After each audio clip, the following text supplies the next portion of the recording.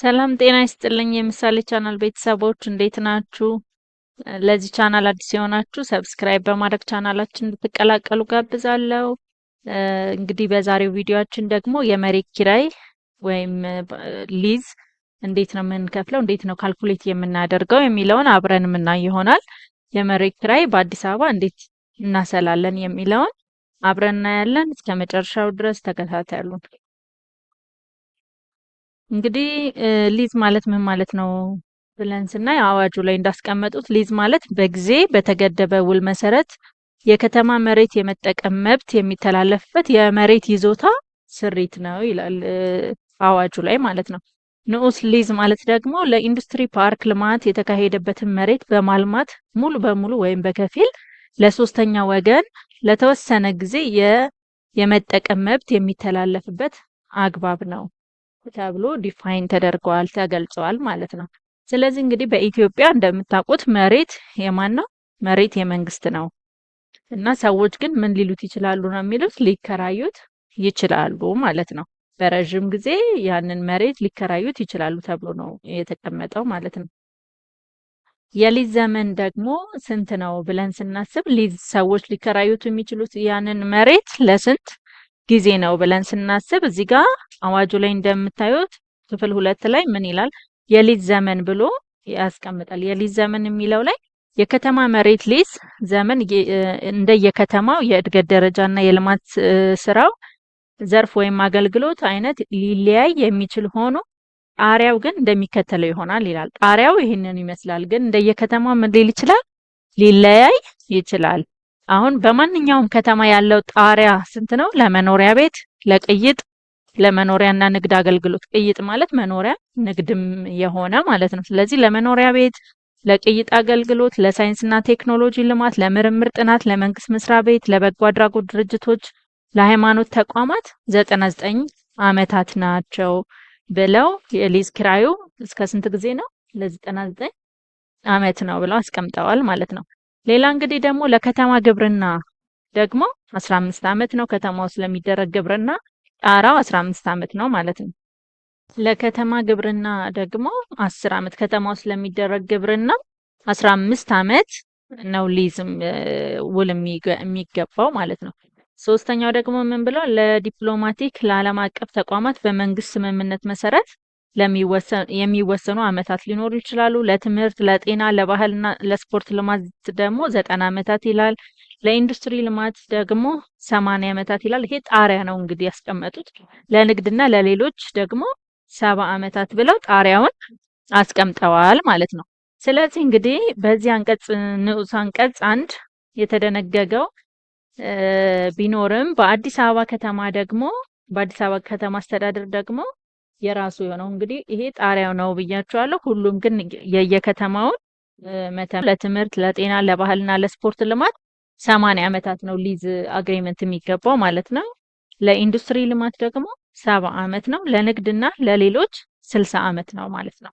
ለንግድና ለሌሎች ስንት ነው? 60 ዓመት። አሁን እዚህ ጋር ለመኖሪያ ከሆነ ሬዚደንሻል ከሆነ 99 ዓመት ነው።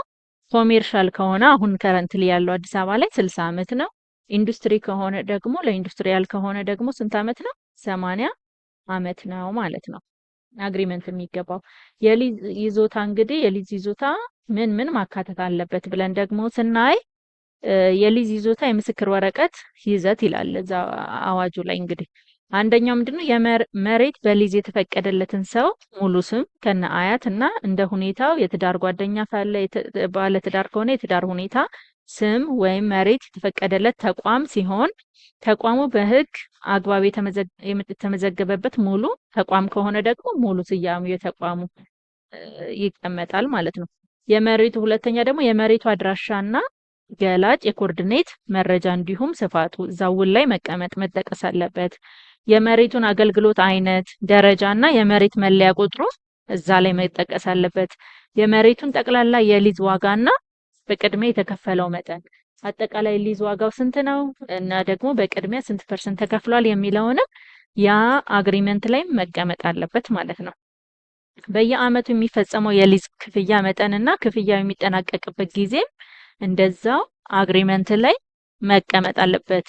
ስድስተኛ ምንድን ነው የሚለው? የሊዝ ይዞታው ጸንቶ የሚቆይበት ዘመን ለስንት ዘመን ነው የሚቆየው ይሄ ሊዝ የሚለውም እና ሌሎች ተገቢነት ያላቸው መረጃዎች ካሉ እነዛ መረጃዎች ምን ማለት አለባቸው? መካተት መቻል አለባቸው ማለት ነው። ስለዚህ አንድ ሊዝ የተፈራረመ ሰው እነዚህን ስድስቱ ነገሮች እዛ ሊዝ አግሪመንት ላይ መኖራቸውን ቼክ ማድረግ አለበት ማለት ነው። ይሄ እንዴት ይሰላል ብለን ደግሞ እንዴት እንደሚሰላ ስናይ አጠቃላይ የሊዝ ዋጋ ብለው ፎርሙላ ያስቀመጡት እንግዲህ አጠቃላይ የሊዝ ዋጋ ማለት የቦታ ስፋት ሲባዛ ደግሞ የሰፈር ምድብ ወይም ተመን አለ። ያ ምድብ በምድብ ተመን አውጥተውለታል። ደረጃ 1፣ ደረጃ 2፣ ደረጃ 3 ወይም ሀ ለ ሐመር ውሃ ብለው ያወጡት ተመን አለ ማለት ነው። ስለዚህ የቦታው ስፋት ለምሳሌ 300 ካሬ ሜትር ከሆነ የሰፈር ምድቡ ደግሞ 55,000 ከሆነ ለምሳሌ አሁን ያለውበት አካባቢ ለምሳሌ 55,000 ነው በካሬ ብለው የመደቡት ማለት ነው የሊዝ ዋጋው ሲመድቡ። ስለዚህ 300 ካሬ በስንት ነው የምናባዘው? በ55,000 እናባዛለን። በ55,000 ስናባዛ ወደ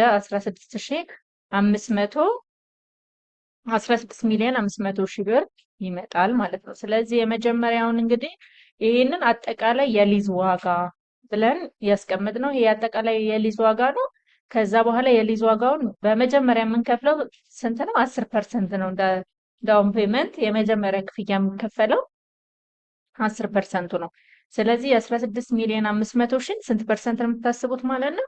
10% ታስባላችሁ ማለት ነው። 10% ስታስቡ ወደ ስንት ይመጣል? ወደ 1.6 አካባቢ ይመጣል ማለት ነው። ስለዚህ ከጠቅላላው ላይ ደግሞ ይቺ 1.6 ቀንስና ስንት ይሆናል? ወደ 14 ሚሊዮን 850 ሺህ ይመጣል ማለት ነው። አሁን ይሄ የመኖሪያ ቤት ነው ብያችኋለሁ። ስለዚህ የመኖሪያ ቤት ደግሞ ለስንት ዓመት ነው? ለ99 ዓመት ነው።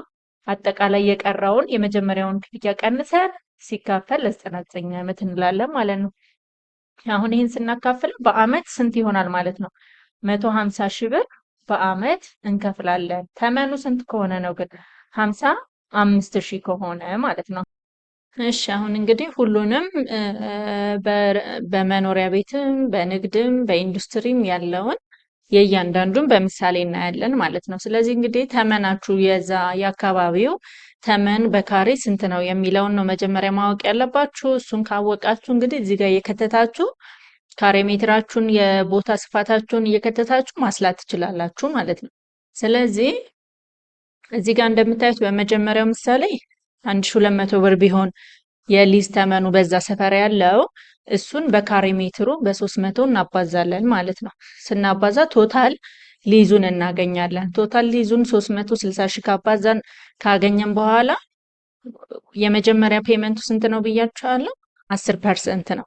10% ሚኒመሙ 10% ነው። ማክሲመም እንግዲህ እስከ 30% ድረስ ሊሄድ ይችላል ማለት ነው። የመጀመሪያ ክፍያችሁ ግን የምትገደዱት 10% ነው።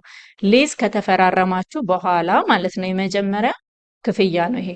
የመጀመሪያው ክፍያ እንግዲህ አሁን በዚህ በመጀመሪያው ምሳሌ 36 ሺህ ብር ከመጣ ሪሜኒንግ ስንት ነው የሚቀረው? የሚቀረው ስንት ነው ብለን ከቶታል ሊዛችን ላይ የመጀመሪያ የከፈልናትን እንቀንሳለን ማለት ነው። እሷን ከቀነስን በኋላ እንግዲህ መኖሪያ ከሆነ ለስንት ዓመት ነው ብለናል? ለ99 ዓመት ነው። ስለዚህ ያችኛዋን እችን እዚህ ጋር ያለችውን ማለት ነው የቀረችንን 324 ሺህን ለስንት እናካፍላለን ማለት ነው? ለ99። ይሄንን ለ99 ዓመት ስናካፍል የሚሰጠን በየአመቱ ሊዙን የምንከፍለውን ብር ይሰጠናል ማለት ነው። 3272።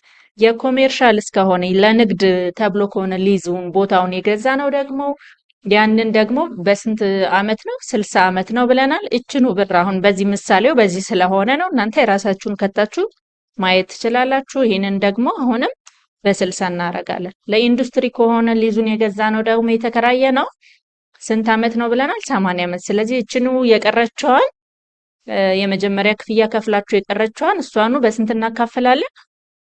በ80 እናካፍላታለን ማለት ነው።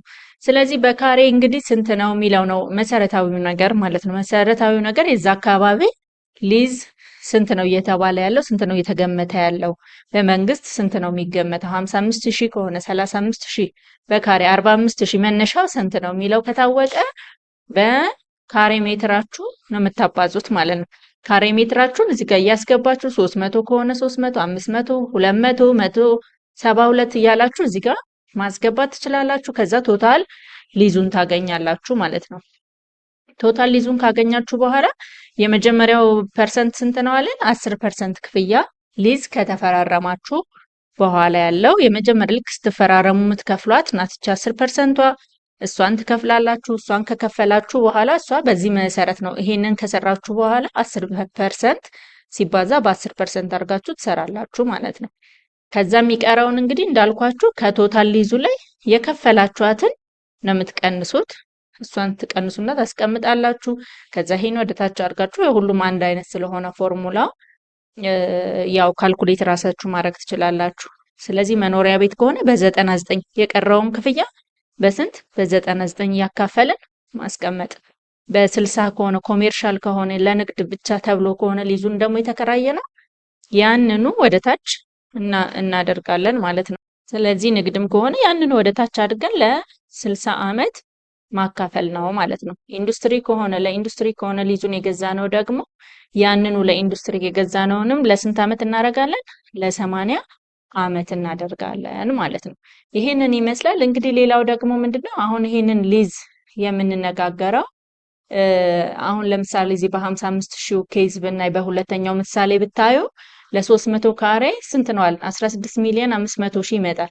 የመጀመሪያዋ ፔመንቷ ስንት ናት? የመጀመሪያ ክፍያዋ 10% የዚህ 16500 ስንት ፐርሰንት ነው? 16500 ሲባዛ ብላችሁ በ10% ስላላችሁ የመጀመሪያው ክፍያ 1.6 ነው ማለት ነው።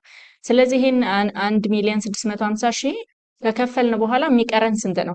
14 ሚሊዮን 850 ሺህ ይሆናል። እችን 14 ሚሊዮን 850 ሺህ እዚህ ጋር እናመጣና ለምሳሌ እችን 14 ሚሊዮን 850 ሺህ ብሯ ለ4 ዓመት በ4 ዓመት ከፍዬ ይጨርሳሉ። ሊዝ አግሪመንታችሁ እንግዲህ ስምምነት የምትዋዋሉት እንደምትፈልጉት ነው። ለምሳሌ ስም ለማዞር ስትፈልጉ የግድ ሙሉውን ነው መክፈል ያለባችሁ ብትባሉ ሊዝ ትራንስፈር ካልተደረገ ሙሉውን መክፈል ቢኖርባችሁ እና አሁን ለምሳሌ በ4 ዓመት የፎይታ ጊዜ ያለው በየደረጃው ደረጃ ሀ፣ ደረጃ ለ፣ ደረጃ ሀ መርሃ ብለው የፎይታ ጊዜ የሚያስቀምጡት አለ።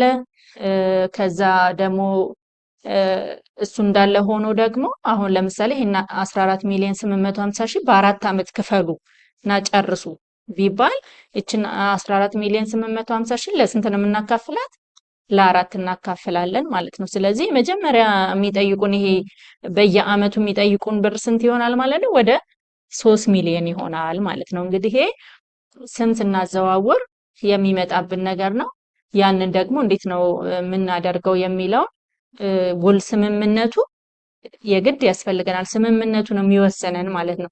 ስምምነቱ ላይ ቅድም እንዳልኳችሁ እንግዲህ ምን ምን መካተት አለበት ብለዋል? ቶታል ሊዝ ምን ያህል ነው ቶታል ሊዙ? ይሄ ብር እዛ ሊዝ የምትፈራረሙት ስምምነት ላይ ይሄ ብር ይመጣል። ይሄንን ካገኛችሁ በኋላ እዛ ላይ ደግሞ ሌላ መኖር ያለበት የመጀመሪያ ክፍያችሁ እዛ ላይ መኖር 6 ነገሮች መኖር አለባቸው ብለናል አይደል? ስለዚህ የመጀመሪያ ቶታሉ መኖር አለበት፣ የመጀመሪያ ክፍያ መኖር አለበት፣ ቀሪ ክፍያችሁ መኖር አለበት። ከእንደገና ለስንት ዓመት ነው የሚለውም እዛ ላይ ሊዙ አግሪመንቱ ላይ መጠቀስ አለበት ማለት ነው። ለ99 ዓመት ለ60 ዓመት ነው ለ80 ዓመት ነው የሚለው ነገር እዛ ላይ ምን ማለት አለበት? መጠቀስ አለበት ማለት ነው። ያንን ቅድም ልክ ያየነው ላይ እነሱ ራሳቸው ያስቀመጡት ነው። እነዚህ 6 ነገሮች አግሪመንቱ ላይ መኖር አለባቸው ብለናል ማለት ነው።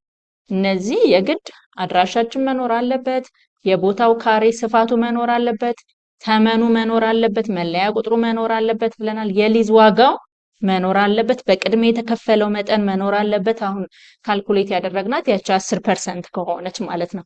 30% ከሆነም የከፈላችሁት ቀድማችሁ ያቺ 30%ቷ እዚህ አግሪመንት ላይ መቀመጥ አለበት። ምክንያቱም ቀሪያችሁን ማወቅ ስላለባችሁ።